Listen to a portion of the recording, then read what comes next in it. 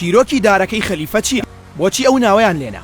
ئەی بۆ بەبێ تاوان گول لە بارانیان کرد. شەهاب کەریم لە کتێبی مێژوویەک لە لولەی تفەنگەوە دەڵێت ئێمە لە مزگەوت بووین کەرتەکەی خەلیفە هاتن بۆ مزگەوت و خەریکی خۆتەکاندن بوون لەو بەفرەی کە لێیان نیشت بوو.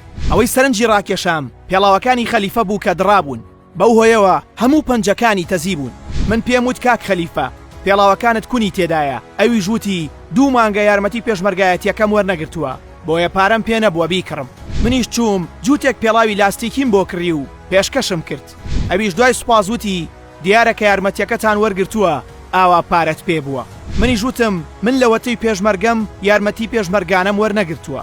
کەریمی برای خەلیفە لەگەڵ پێشمەرگەیەک دەیکات بەدەمە قاڵێ و قسەی ناخۆشیان بەبیندا دەچێت و کاک عومەر دەچێت و بە کەریم دەڵێت چەکەکەت دابنێ من ئێستا چەکت دەکەم. کەریم کە گوێی لە وشەی چەککردن دەبێت دەرونی هەڵدەچێت و دەڵێت تۆ بۆت نییە من چەک بکەیت، کەس ناتوانێت من چەک بکات، تۆ ئامرکەرتی من نیت و من چەک نادەم بە کەس.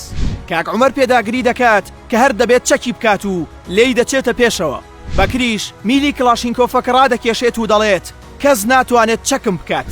آخر لەو سەردەمەدا چەککردنی پێشمەرگە لە هەموو شتێک گرانتر بوو لە سەر دەرونی کەسەکە.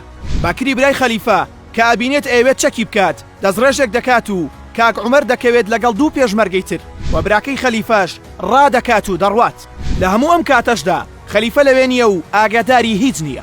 پاش ماوەیەک خەلیفە دەهێنرێتەوە و ئێمە دەبین بە لیژنەی لێکۆڵینەوە و دەرەنجامی لێکۆڵینەوەکەش بۆمان دەردەکەوێت کە خەلیفە بێتاوانە و هیچ ئاگاداری کارە ساتەکە نەبووە. و کاک بەکریشمان ئاگادار کردەوە کە خەلیفە بێتاوانە و ئەنجامی لێکۆڵینەوەکەشمان نارد بۆ سەرکردایەتی. کاتژمێر 11 بەیانیە ڕادیۆکە دەنگی لێوە دێت بۆ ئاگاداری بۆ ئاگاداری جفرەیەک بۆ هەرێمی یەک. جفرەکە چەند ژمارەیەک بوو، ئێمە ژمارەکانماندایە دەست کاک بەکر و ئەویش دەستخۆشی لێ کردین. دواتر کاک بەکر بێتاقەت بوو هەر دەهات و دەچوو پاشان بە منی وت جفرەکە ئەمری گول لە بارانکردنی خەلیفەیە. منیش وتم ئێمە لیژنەی لێکۆڵینەوە بووین و خەلیفە بێتاوانە و سەرکردایەتی چۆن بڕیارێکی ئاوا دەدات، چۆن کەسێک بە بێتاوان لە بری تاوانبارێک سزا دەدات. خەلیفە وتی تکایە مەم کوژن، من بێتاوانم و خۆشتان ئەوە دەزانن. بەڵام کاک بەکر وتی ئەوە فەرمانی سەرکردایەتیە و ئەبێت جێبەجێ بکرێت.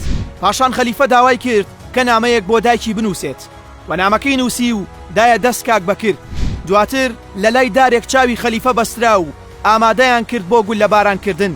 خەلیفە وتی چاوم بکەنەوە با چاوم لە پێشمەرگەکان بێت. پاش چەند خولەکێک دەنگی ڕیزی کلاشینکۆف لە نێو دڵی شاخی کەتودا دەنگی دایەوە و خوێنی خەلیفە بە بێتاوانی ڕژە. ئەو دارەی کە خەلیفەی لە ژێردا گول لە باران کرا لەلایەن خەڵکی ناوچەکەوە ناونرا دارەکەی خەلیفە.